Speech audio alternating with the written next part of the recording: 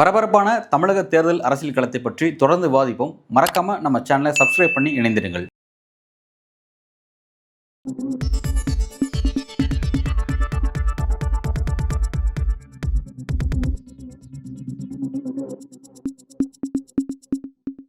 வணக்கம். இன்றைக்கு நம்முடன் அரசியல் பேசும் சிறப்பு விருந்தினராக தமிழக வெற்றி கழகத்தினுடைய ஆதரவாளர் திரு லோகேஷ் அவர்கள் இணைந்திருக்கிறார். சார் வணக்கம். வணக்கம்.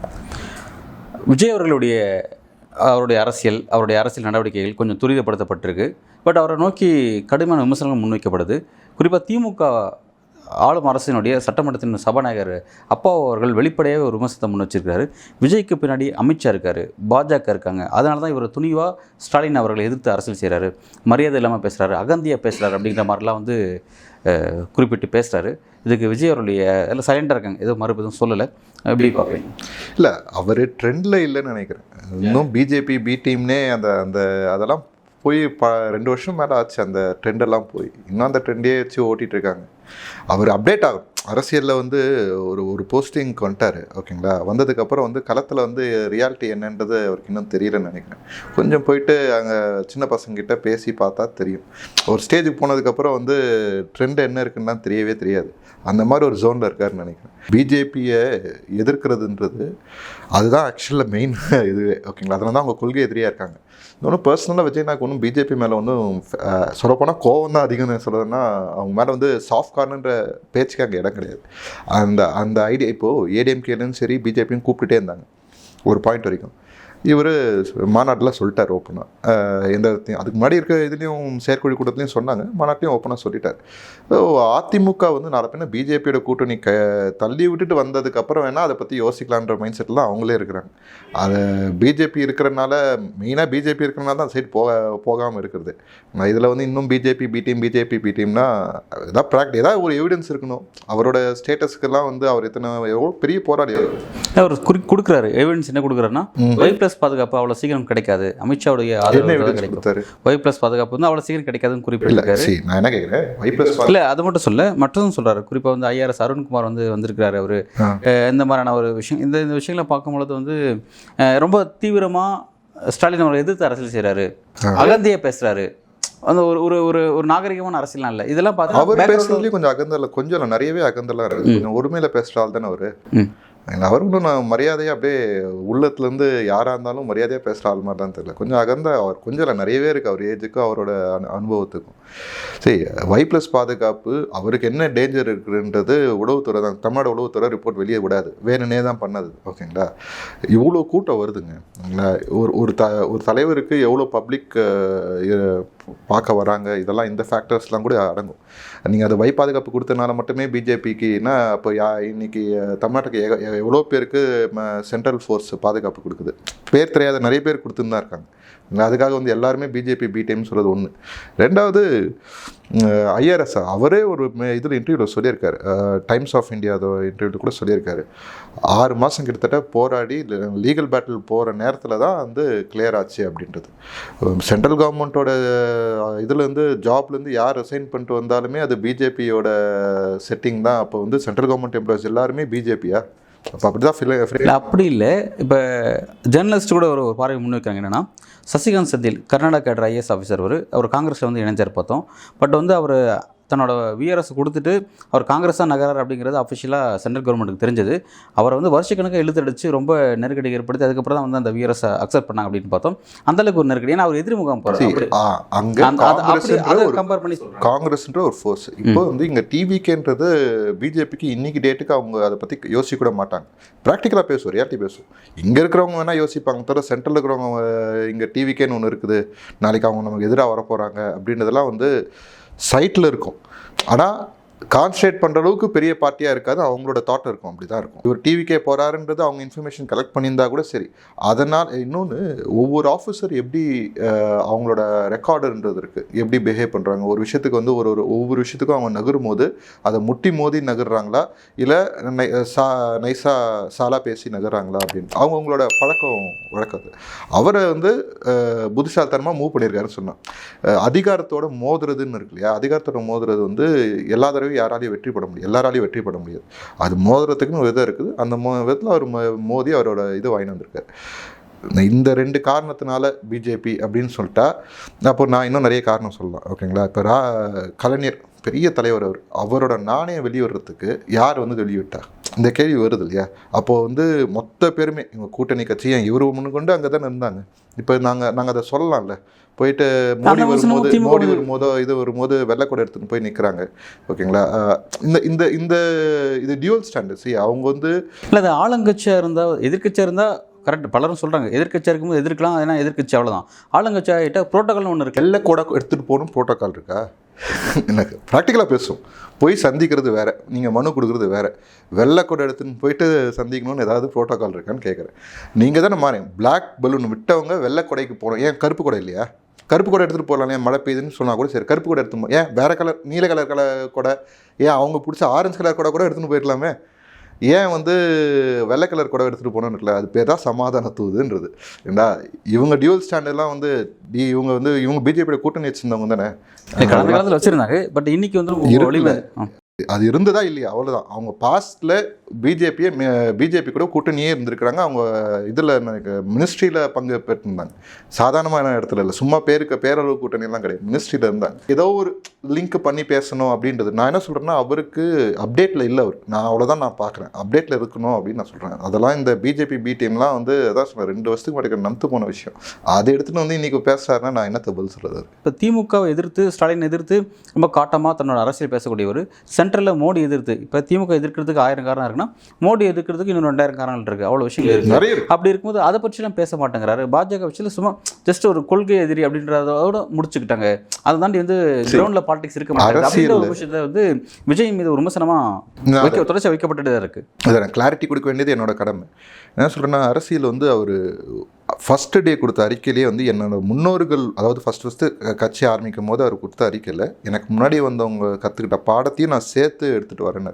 பிஜேபி எதிர்க்கவே இல்லையான்னு கேட்டால், ஒரு புதுசாக ரெஜிஸ்டரான பொலிட்டிக்கல் பார்ட்டி. ஓகேங்களா? ரெக்கக்னைஸ் கிடையாது, இன்னும் சின்னம் கூட அலோகேட் பண்ணல. இருந்தாலும் எஸ்ஐஆரை பற்றி, இது ஒன் நேஷன் ஒன் எலெக்ஷன் பற்றி, டீலிமிட்டேஷன் பற்றிலாம் அவர் குரல் கொடுத்துருக்காரு. ஓகேங்களா? குரல் கொடுக்காம கிடையாது. ஆனால் எவ்வளோ பார்ட் செலவு பண்ணுறாரு அப்படின்னு. இன்றைக்கி டேட்டுக்கு ஒரு 10% பிஜேபி அடிக்கிறான்னா 90% டிஎம்கே அடிக்கிறார். ஆமாம், 2029 வரும்போது 90% பிஜேபி இருக்கும், 10% டிஎம்கே அப்பயும் இருக்கும். ஏன்னா 40 எம்பி இருக்காங்க இல்லையா? அதை சேர்த்து தானே பேசி ஆகணும். இங்கே இப்போ தேவை கருதி சட்டமன்ற தேர்தலுக்காக கான்சன்ட்ரேட் பண்ணி இங்கே வந்து ஏன்னா வந்து இப்போ 26. ஆனால் இப்போ நீங்கள் சொல்ல நான் புரிஞ்சுக்கிறேன். இங்கே ஒரு கேள்வி இருக்குது. இப்போ வந்து திமுக வீழ்த்தணும் அப்படிங்கிற அவரோட நோக்கமாக இருக்குது அப்படின்னா, திமுகவுக்கு வந்து பெரும்பான்மையான இஸ்லாமியர் வாக்குகள் போயிட்டுருக்கு, சிறுபான்மை வாக்குகள் அங்கே தான் போயிட்டுருக்கு. அதை வந்து தனக்கு ஆதரவாக மாற்றணும் அப்படின்னா அவர் தீவிர பிஜேபி எதிர்ப்பு காட்டணும். ஏன்னா வந்து இங்கே எப்படி ஆன்டி டிஎம்கே ஒரு பெரிய வாக்கு வங்கி இருக்கோ, அதே மாதிரி வந்து ஆன்டி பிஜேபிக்கும் பெரிய வாக்கு வங்கி இருக்குது. அந்த வாக்கு வங்கி ரிப்பீட்டடாக வந்து டிஎம்கே தான் பெற்றுட்டு இருக்காங்க. ஸோ அதை நோக்கி வந்து கான்சென்ட்ரேட் பண்ண வேண்டியது இருக்குல்ல, அதை நோக்கி நகர வேண்டியது இருக்கு. பிஜேபி அடித்தா இஸ்லாமியர்லாம் உடனே வாக்களிச்சிருவாங்கன்ட்டுலாம் அந்த மாதிரி இஸ்லாமியர்களோட சிந்தனையை நம்ம குறைச்சி மதிப்பிட முடியாது. ஓகேங்களா? அவங்க இத்தனை வருஷம், ரொம்ப வருஷமாக, இன்றைக்கும் சரி, ஒரு ஈக்குவல் ஸ்டேட்டஸ்ன்றது சமுதாயம் மொத்தமாக ஓவராலாக பார்க்கும்போது, ஒரு பேர்ட் ஐ வியூ பார்க்கும்போது அவங்களுக்கு அந்த ஈக்குவல் ஸ்டேட்டஸ் இருக்காது. நம்ம பழகும் போது ஈக்குவலாக பழகும், ஒன்றா சாப்பிடுவோம், அதெல்லாம் வேறு. ஒரு சொசைட்டியாக பார்க்கும்போது அவங்க அந்த ஸ்டேஜ் அட்டென்ட் பண்ணவே இல்லை. இன்றைக்கு வரைக்கும் இங்கே இருக்கிற பெரும்பான்மை மதத்தை சேர்ந்தவன் ஒரு பெட்ரோல் குண்டு வீசினான்னா அவன் பேரை போட்டு பெட்ரோல் குண்டு வீசினாங்க அப்படின்னு வரும். நியூஸ் பேப்பரில் நடக்கிறது தான், தினமலரில் கூட பார்க்குறேன். ஒருத்தர் பேர் வருது, அவர் வந்து இஸ்லாமிய சமூக பேர், தீவிரவாதின்னு பேர் போடுறாங்க. அவரு வந்து ஒரு சின்ன ஏதோ ஒரு வேலை ஏதோ தப்பு வேலை பண்ணிட்டாப்புல. அந்த பிராண்டிங் இருக்கு இல்லையா, அது வந்து காலங்காலமாக இங்கே கட்டமைக்கப்படுது. இதை பிஜேபி எதிர்த்தா மட்டும்தான் அந்த ஓட்டு வரணும், அந்த ஆங்கிள் கிடையாது. இங்கே நான் விஜயனா வருது, நாங்கள் தமிழ்நாடு என்ஜி கட்சியாக இருக்கட்டும், எல்லாரோட பாயிண்ட் ஆஃப் வியூ வந்து தீர்வு நோக்கி நகரணுன்றது தான். இங்கே இருக்கிற குறைகளை சொல்கிற ஒரு பக்கம், அது ஒரு லாங் டேர்ம் சொல்யூஷன் வேணும். நம்ம சொல்யூஷன் பார்க்காம ஜஸ்ட்டு இன்றைக்கி இருக்கிற அரசியல் மட்டுமே பேசிகிட்டே இருக்கிறனால அவங்களுக்கு சொல்யூஷன் வந்துட போகிறது கிடையாது. பிஜேபி அடிக்கணும், உண்மையிலே அடிக்கணும். லாஸ்ட் டைமே அவங்க தப்பி மறுபடியும் ஜெயிச்சிட்டாங்க. நான் அதில் மாற்றுக்கிறதே கிடையாது. விஜயனா இங்கே போட்டி போட்டுருந்தால் அது களம் எப்படி மாறி இருக்கும்ன்றதுலாம் ஆக்சுவலாக ஸ்பேஸ் இருந்திருக்கு. நீங்கள் ஏதோ ஒரு நேஷனலைஸ் பார்ட்டியோடு இருக்கும்போது தான் அந்த ஸ்பேஸ் நீங்கள் க்ரியேட் பண்ண முடியும். தனியாக இப்போ ஏடிஎம்கே என்னாச்சு போன எலெக்ஷனில், இதே அவங்க வந்து அதே தனியாக நின்று ஸ்டேட் எலெக்ஷன் வந்து அவங்களோட ஓட் ஷேர் இன்னும் அதிகமாக இருந்திருக்கும். அது உங்களுக்கு ஒரு கிராஜுவலாக ஒரு ஐடியா இருக்கும். பிஜேபி எதிர்க்கிறது ஒரு பக்கம், இஸ்லாமியர்களுக்கும் சிறுபான்மையர்களுக்கும் வந்து பக்கபலமாக இருக்குது இன்னொரு பக்கம். அவர் அந்த ஸ்டாண்ட் எடுக்கிறார். பிஜேபி அடிக்கிறார். பிஜேபியை வந்து நான் உண்மையாக சொல்லணும்னா அவரை ஊற வச்சு அடிக்கிறாருன்றதை நான் பார்க்குற பார்வை. ஊற வச்சு அடிக்கிறார். டிஎம்கேவை ஓப்பனாக அடிக்கிறாரு, பிஜேபியை ஊற வச்சு அடிக்கிறாருன்னா நான் அவ்வளோ அழுக்கு இருக்குது அது செய்கிறதுக்கு. கொள்கை அது அவங்க கொள்கை, அவங்க மாற்றிக்க போகிறது கிடையாது. நம்ம கொள்கையை நம்ம மாற்றிக்க போகிறது கிடையாது. நம்ம மதசார்பற்ற சமூக நீதினு சொல்கிறோம். அந்த அந்த நம்ம கொள்கையிலே அது இருக்குது. மெயின் பாயிண்ட் அதுதான். அவர் எல்லாருக்குமான தலைவராக இருக்கணும்னு நினைக்கிறார். அந்த மோடில் செயல்படுறார். பிஜேபி அடிக்கிறதுக்கு பல விஷயங்கள் இருக்குது. வெறும் இஸ்லாமியர்களை ஒடுக்கிறது மட்டும் கிடையாது. ஜிஎஸ்டி இன்னைக்கு விலை குறைச்சுன்னு சொல்லிட்டு போகிற இடம்லாம் வந்து நிர்மலா சீதாராமன் பேசுகிறாங்க. இவர் என்னமோ திடீர்னு 5 மணிக்கு வீடியோ போட்டு பேசிட்டார் மோடி அவர். ஓகேங்களா, பெட்ரோல் விலை இப்போ வரைக்கும் பெட்ரோல் விலையை குறைக்கல. ஓகேங்களா, பெட்ரோல் விலை குறைச்சிருந்தாலே இப்போ இதை பற்றி ஏன் விஜய் பேச மாட்டேங்கிறாரு? பேசுவாருங்க. நான் என்ன சொல்கிறேன், நீங்கள் அவரை வந்து லிமிட்டாக தான் கம்யூனிகேட் பண்ணுறாரு. சரி, ரைட், ஓகே. சப்ஜெக்ட் இப்போ இங்கே வருவோம். இப்போ வந்து ஒரு அரசியல் தலைவருக்கு இது இப்படி செயல்பட்டாவே போதுமா? இந்த மாதிரி வந்து ஒரு பனையூர்ன்ற ஒரு ஒரு இடத்துல ஒரு ஆஃபீஸில் உட்காந்து அங்கேருந்து அரசியல் அப்படிங்கிற மாதிரியும், ஒரு கேரவன் பாலிடிக்ஸ் அப்படிங்கிற மாதிரியும், யாரும் எளிமையாக அணுக முடியாத மாதிரியான ஒரு இடத்துல இருந்துட்டு இப்படியே அரசியல் செஞ்சுட்டு போனால் போதும் அப்படின்னு நினைக்கிறாரா? அவர் நீங்கள் சொல்லக்கூடிய வார்த்தை, அந்த கடைசி வார்த்தை எளிமையாக அணுகிறது அப்படின்னு. ஒரு சராசரி மனுஷன், இப்போ நீங்கள் நான் எடுத்துக்கோங்க, என்னை அணுகணும்னா என்னை நேரில் பார்த்து என்னை அணுகிறது ஒரு பக்கம், இல்லை என் நம்பர் தெரிஞ்சால் என்னை அணுகிறது ஒரு பக்கம். இப்போ விஜயன் நம்பர் கன்ஃபார்மாக யாருக்குமே தெரியறதுக்கு வாய்ப்பு கிடையாது. ஒரு அரசியலோட நம்பர் எல்லாருக்கும் தெரியணும்னா இப்போ ஸ்டாலினோட நம்பர் உங்களுக்கு தெரியுங்களா? ப்ராக்டிக்கலாக பேசும். டிவிகே டீமை ரீச் பண்ண முடியுமான்னு கேட்டால் ரீச் பண்ண முடியும். கொஞ்சம் வர ஒரு தலைவராக அவர் வந்து மக்கள்கிட்ட பேசுறாரான்னு கேட்டால் பேசிட்டு இருக்காரு. டெய்லி யாராவது ஒரு புது நபர்களை சந்திச்சுன்னு தான் இருக்காரு. யாரு? விஜயண்ணா. எந்த பத்திரிகையும் படிக்கல. அது வெளியே வராதுங்க. இப்போ நீங்கள் உண்மையிலே சந்திச்சவங்க வெளியே சொல்லவே மாட்டாங்க. கட்சிக்காரர்கள் சந்திப்பாரோ? கட்சிக்காரங்க, பொதுமக்கள். இப்போ கட்சிக்காரன் சந்திக்கிறது வேற, ஒரு நடிகர் கட்சிக்காரன் சந்திக்கிறது வேற இல்லைங்க. ஒவ்வொரு துறை சார்ந்து ஒவ்வொரு விஷயம் பேசுறதுக்கு முன்னாடி ஹில் டூ ரிசர்ச். அவர் ரிசர்ச் பண்ணாமல் எதுவுமே பேசுறதே கிடையாது. இத்தனை நாளாக ஒரு பிம்பம் இருந்தது, அவர் வந்து யாரோ ஏற்கிறாங்கன்ட்டு. அந்த பிம்பம் ஆக்சுவலாக உடஞ்சிட்டு வருது. ஏன்னா அவரோட ரியல் ஃபேஸ் எல்லாருக்கும் தெரிய ஆரம்பிக்குது. இவர் தானே எல்லாரையுமே செஸ் காயின் மாதிரி நகர்த்திட்டு இருக்கிறாரு, அவரை யாரும் ஏற்கல, அவர் தான் ஏற்கிட்டு இருக்காரு அப்படின்றது. ஸ்கிரிப்ட்ல தானே எல்லா விஷயத்தையும் பேசுறாரு. ஒரு ஸ்கிரிப்ட் ஒன்று எழுதிட்டு ஒரு பகுதிக்கு போறாரு. அந்த பகுதிக்கு போனால் அந்த பகுதியில் அந்த பிரச்சனை, அவர் ஒரு விஷயத்தை பேசுறாரு, அந்த பிரச்சனை ஸ்டில் என்ன கண்டிஷன் இருக்குங்கிறது முழுமையாக ஆய்வு செய்யாம பேசுறாரோ. நீங்க அந்த மீனவர் பல்கலைக்கழகம் சம்பந்தமா நாகையில பேசுறாரு. அதுல ஒரு விஷயம் இருக்கு. அந்த பாயிண்ட்டை நான் குறுக்கிறேன். டிஎம்கேவோட ஸ்ட்ரென்த் அது. திருச்சி பொய்யான தகவல்களை ஹாஃப் ட்ரூத்தை வெளியே சொல்கிறது. அவர் கேட்டது maritime university. Maritime university is not equal to fisheries university. இது ஃபஸ்ட்டு பாயிண்ட். ரெண்டாவது, அவர் சொன்னது அரியலூரில் பவர் கட் பண்ணாங்கன்ட்டு, நாகப்பட்டினத்தில் பவர் கட் பண்ணாங்கன்னு சொல்லலை. நாகப்பட்டினத்தில் ஹை டென்ஷன் லைன் போது நாங்கள் லெட்டர் கொடுத்தோம், அது உண்மை. ஆனால் அரியலூரில் பவர் கட் பண்ணது எதுக்கு? அது ஒரு ராத்திரி நேரத்தில். ஓகேங்களா, அது பகல் கூட கிடையாது. அது நல்லா யோசிக்கணும். அதனால தான் அவர் அதை அட்ரஸ் பண்ணுறாரு. அவ்வளோ லட்சம் பேர் நிற்கிறாங்க ராத்திரி, அந்த நேரத்தில் பவர் கட் பண்ணுறது கொஞ்சமாக யோசிக்கணும்ல, யாராக இருந்தாலும் யோசிக்கணும்ல. அதனால தான் அவர் அதை அட்ரஸ் பண்ணார். இது மூணாவது, இந்த மேங்க்ரூவ் ஃபாரஸ்ட். இந்த மேங்க்ரூவ் ஃபாரஸ்ட்டு நீங்கள் சொல்கிறீங்க தமிழோட கோஸ்டல் லைன் எத்தனை கிலோமீட்டர், ஓகேங்களா? ஆனால் அவங்க சொல்கிறது வெறும் 90 ஸ்கொயர் கிலோமீட்டர் நாங்கள் இம்ப்ரூவ். அது கூட எப்படி சதுப்பு நிலத்தெலாம் சேர்த்து இவங்க ஒரு ஜியோ கொடுத்தாங்க, ஞாபகம் இருக்குங்களா? அதனால் வந்து இது நம்ம அவங்க வந்து புதுசாக டெவலப் பண்ண மாதிரி அங்கே பட்டு போயிருக்கு பாதி ஃபாரஸ்ட்டு. நீங்கள் அதை இம்ப்ரூவைஸ் பண்ணணும், அதை வந்து மேற்கொண்டு இது பண்ணணுன்ட்டு. கரண்ட் அஃபேர்ஸ் தெரிஞ்சு தான் அவர் பேசுகிறார். இங்கே சொன்ன பாயிண்ட்டு, நாகூர் ஆண்டவரில் ஹாஸ்பிட்டலில் அவர் வந்து பிரசவத்துக்கு இது. இப்போ ஒருத்தங்க பிரசவத்தில் இருக்கிறாங்க, 6 கிலோமீட்டர் தள்ளி போய் பாருன்ட்டு மா சுப்பிரமணியா மதிப்புக்குரிய ஒரு மந்திரி சொல்கிறார். அது எப்படிங்க சொல்ல முடியும்? எதுக்குங்க ஊருக்கு ஒரு இது சென்டர்ஸ் இருக்குது? பிரசவ வலி இருக்கும்போது பக்கத்துக்கு ஹாஸ்பிட்டல்லாம் போவாங்க. நான் 6 கிலோமீட்டர் தள்ளி போய் அது ரோடு நல்லா இருக்குங்களா? போகிற வழியிலே பிரசவம் ஆகிடாது.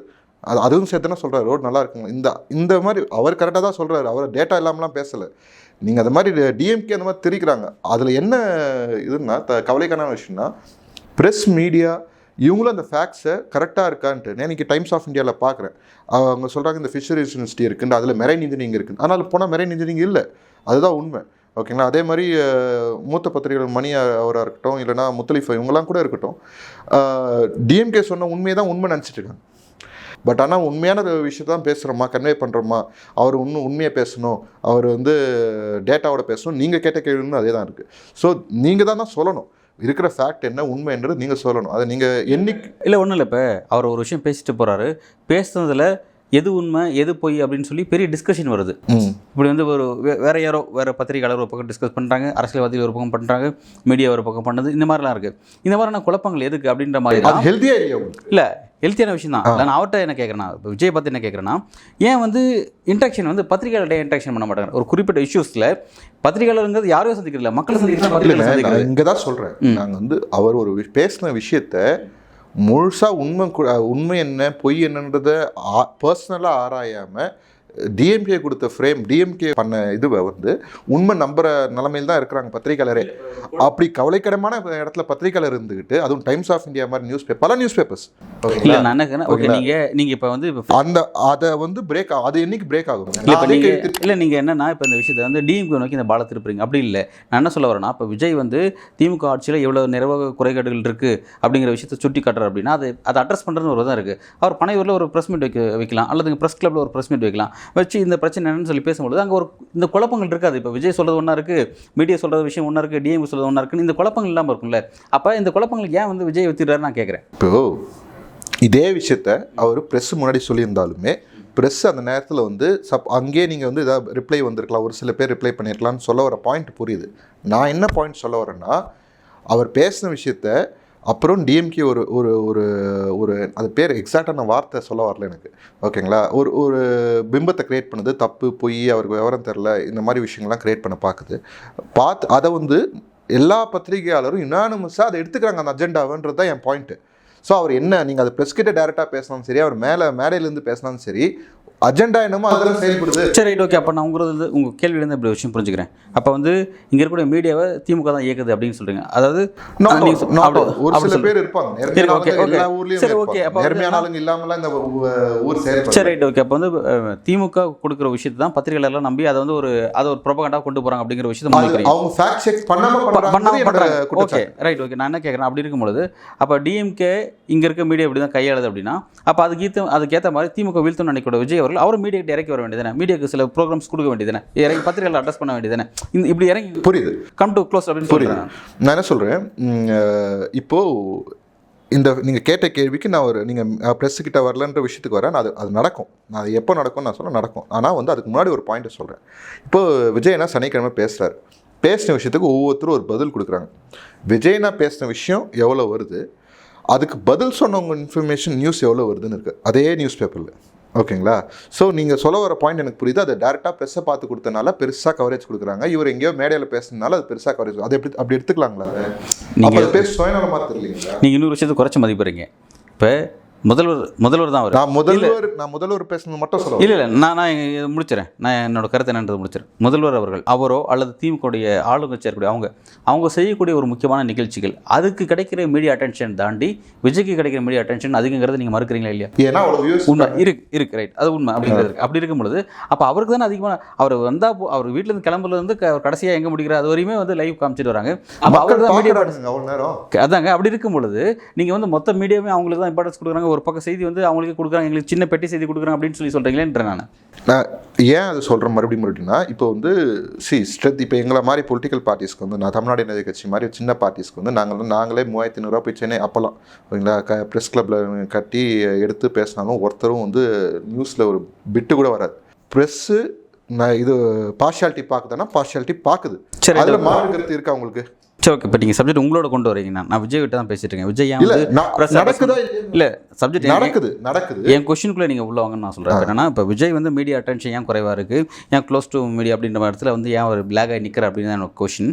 ஓகே, இப்போ அடுத்ததாக இப்போ நான் என்ன கேட்குறேன்னா, இப்போ விஜயோட அரசியலை பற்றி என்ன வேறு என்ன கேள்விகள் இருக்குது அப்படின்னா, இப்போ விஜய் அவர்கள் திமுக எதிர்த்து அரசியல் செய்கிற மாதிரி, ஊழல் செய்து திமுக அப்படின்ற விஷயத்தை செய்கிற மாதிரி ஏன் வந்து அதிமுகவும் டச் பண்ண மாட்டேங்கிறார் அப்படின்ற ஒரு கேள்வி இருக்குது. இன்றைக்கி டச் பண்ண வேண்டிய அவசியம் இல்லைன்னு நினைக்கிறாரு, அவ்வளோதான். சரி, பாலிடிக்ஸில் எல்லாமே ஸ்ட்ராட்டஜி தான், ஓகேங்களா. இது ஸ்ட்ராட்டஜி தானே? ஆமாம், ஸ்ட்ராட்டஜி தான்.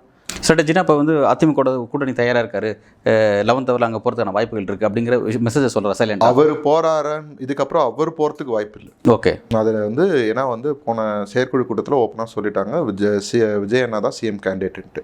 அது ஃபஸ்ட் எலெக்ஷன்லேயே அதை வாபஸ் வாங்கிலாம் போகிறதுக்கு வாய்ப்பே கிடையாது. அதை நான் ரியாலிட்டி அதிமுக நாளைக்கு இன்றைக்கி இந்த எலெக்ஷன் இவங்ககிட்ட வருவாங்கன்னா அதுக்கும் வாய்ப்பு இல்லை. ஏன்னா பிஜேபியோட இருக்கிறாங்க. நம்ம ப்ராக்டிக்கலாக பேசுவோம், பிஜேபி விட்டுலாம் அப்படிலாம் உடச்சி வெளியே வரத்துக்கு அவங்களுக்கும் இது கிடையாது. ஏன்னா திங்கிங் அவங்க ஸ்ட்ராங்கான கூட்டணி இருக்காங்க. பட் பாயிண்ட் என்னென்னா வந்து இங்கே தமிழ்நாட்டில் ஒரு 2 பார்ட்டி, அதாவது 2 பார்ட்டி தான் மேஜராக இருக்குன்ற ஒரு இது இருக்குது, ஸ்பேஸ் அவ்வளோதான் இருக்குன்ற மாதிரி ஒரு இது இருக்குது, ஓகேங்களா, சூழ்நிலை இருக்குது. ஸோ வந்து ஒரு பார்ட்டி இன்னைக்கு வலுவாக டிஎம்கே இருக்குது, இன்னொரு பார்ட்டி வந்து ஏடிஎம்கே இருந்துச்சு அப்படின்னு தான் நம்ம சொல்லணும். ஓகேங்களா, மக்களுக்கு வந்து ஒரு ஸ்ட்ராங்கான ஒரு லீடர் வேணும்னு எதிர்பார்ப்பாங்க. ஸோ அந்த மாதிரி ஒரு ஸ்ட்ராங்கான டாலான லீடர் வந்து அந்த இடத்த வந்து ஃபில் பண்ணுறதுக்கு விஜயனா வந்திருக்காரு. ஓகேங்களா, ஸோ பை டிஃபால்ட் வந்து 2 பார்ட்டின்ற இடத்துக்குள்ள நகரும் போது விஜயனோட ஸ்பேஸ் இன்னும் இன்க்ரீஸ் ஆகிறதுக்கான வாய்ப்பு இருக்குது. அது ஃபியூச்சரில் நடக்கும். இப்போ பலர் எப்படி சொல்கிறாங்க வந்து இப்போ விஜய் வந்து திமுக அடிக்கிறதா, திமுக வீழ்த்துறதா நினச்ச அரசியல் செஞ்சுட்ருக்காரு. ஆனால் அவரோட அரசியல் என்னென்னா அதிமுகவை ரீப்ளேஸ் பண்ணுறாரு, அவர் அந்த இடத்துல தான் கைப்பற்றாரு. இப்போ மறைமுகமாக இது அதிமுகவும் சைலண்டாக இருக்கிறது வந்து அவங்களுக்கான ஒரு பேக் ஃபயர் அப்படிங்கிறவங்க தெரியாமல் இந்த விஷயத்தை வந்து வெடிக்க பார்த்துட்ருக்காங்க அப்படின்ற விஷயத்தை குறிப்பிட்றாங்க. நீங்கள் அதை எப்படி பார்க்குறீங்க? டேமேஜ் நடக்குது, ஏடிஎம்கேலுக்கான டேமேஜ் நடக்குது. ஏன் அது முக்கியமாக நடக்குதுன்னா, அங்கே இருக்க தொண்டர்கள் எல்லாருமே வந்து ஒரு கரிஷ்மேட்டிக் லீடருக்கு ஓட்டு போட்டவங்க. ஓகேங்களா, ஒரு பியூரோக்ரஸிக்காக ஓட்டு போட்டவங்க கிடையாது. அஃப்கோர்ஸ் வந்து ஜெயலலிதாவோட அட்மினிஸ்ட்ரேஷன் நல்லாயிருக்கும், அது வேறு. பட் அந்த கட்டமைப்புக்காக மட்டும் அவங்க ஓட்டு போடல, அந்த கரிஷ்மேட்டிக் டால் லீடருக்காக தான் ஓட்டு போட்டது. ஸோ இப்போ அந்த மாதிரி ஒரு டாலான லீடர் அங்கே இல்லை. எடப்பாடியார் ஹிஸ் ட்ரைங் இஸ் பெஸ்ட். அவரோட திறமையை பற்றிலாம் நான் வந்து குறைச்சி மதிப்பிடல. பட் ஆனால் அவர்கிட்ட கரிஷ்மா இல்லை.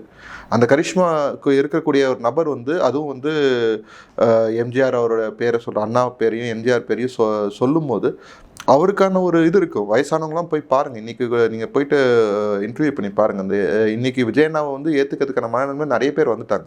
யங்ஸ்டர்ஸ் எப்படி ஒரு பக்கம் இருக்கிறாங்களோ, நான் சொல்கிறது லைக் 65 மேலே இருக்கவங்க சொல்கிறேன், அவங்களாம் தேர் அக்செப்டிங் விஜயனா.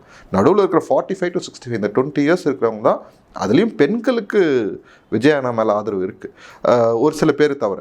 பட் ஆனால் ஜென்ஸோட டிசைடிங் அந்த ஓட் பேங்க்கில் இன்னும் கொஞ்சம் கான்சன்ட்ரேட் பண்ண வேண்டியது இருக்குது. நான் அதை அக்செப்ட் பண்ணிக்கிறேன்.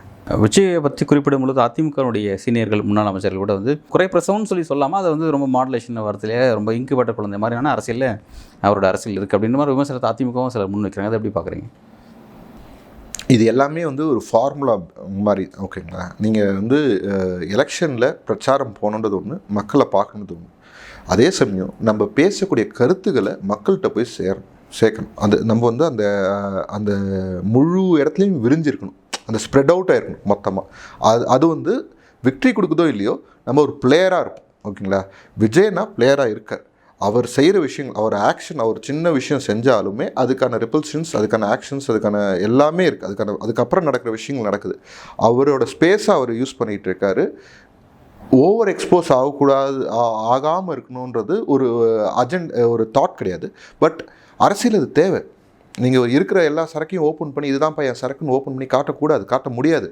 ஓகேங்களா, அப்போ இது முடிஞ்சிச்சுன்னு சொல்லிட்டு அடுத்ததுக்கு போயிடுவாங்க. ஓகே, பட் மக்களாக கரையிற நாள் வரும். இன்றைக்கி பெர்மிஷன் கொடுக்கலனால மேலே ஏறி நிற்கல, கீழே இறங்க முடியல, பெர்மிஷன் இல்லாதனால. மேபி அது இப்பயே கூட நடந்திருக்கலாம்.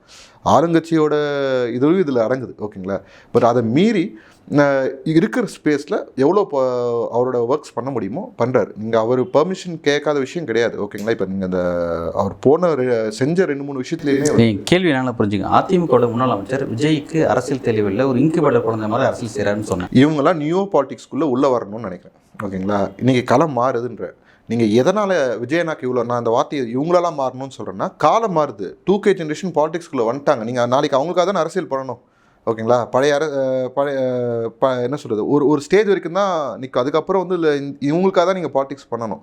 இவங்களுக்கான பாலிடிக்ஸ் விஜயனா பண்ணிட்டு இருக்காரு. நீங்கள் மாறுங்கன்றோம். ஓகேங்களா, நீங்கள் தான் மாறி வரணும். விஜயனாக்கு பாலிடிக்ஸ் தெரிலன்னு சொல்ல. இப்போ நீங்கள் பாலிடிக்ஸ் வந்து யாருக்கு எவ்வளோ பர்சன்டேஜ் தெரியுன்ட்டு ஒரு டெஸ்ட் வச்சுலாம் எடுக்க முடியாது. ஓகேங்களா, ஃபைனல் ரிசல்ட்டு ஓட்டு மக்கள் போடும்போது தான் அது தெரியும். நான் மறுபடியும் சொல்கிறேன், அவங்களுக்கு தெரிஞ்ச பாலிடிக்ஸ்லேருந்து இன்னும் அவங்க அப்டேட் ஆகலை. இன்ஃபேக்ட் சொல்ல போனால் ஏடிஎம்கே வந்து ஆன்லைனில் டைம் ஸ்பெண்ட் பண்ணுறதை விட வந்து திண்ணை பிரச்சாரம் இந்த மாதிரி விஷயம் அதெல்லாம் பாராட்ட வேண்டிய விஷயம். அதெல்லாம் அரசியல், நான் இல்லைன்னு மறுக்கலை. அது செய்கிற அளவுக்கு இவங்க ஆன்லைன்லேயும் வந்து அவங்களோட இதை ஸ்ப்ரெட் பண்ணணும், விங்ஸை ஸ்ப்ரெட் பண்ணணும். டிஎம்கே ஸ்பெண்ட் பண்ணுற அளவுக்கு ஒரு 10% ஏடிஎம்கேல செலவு பண்ணுவாங்களா ஆன்லைனில்? கிடையாதுல்ல. அப்போ அந்த களத்தில் அவங்க இல்லைன்ற, அவங்க தான் இல்லை களத்தில் மிஸ் ஆகிறாங்கன்றோம். இல்லை சார், விரிவான உரையாடல். நன்றி.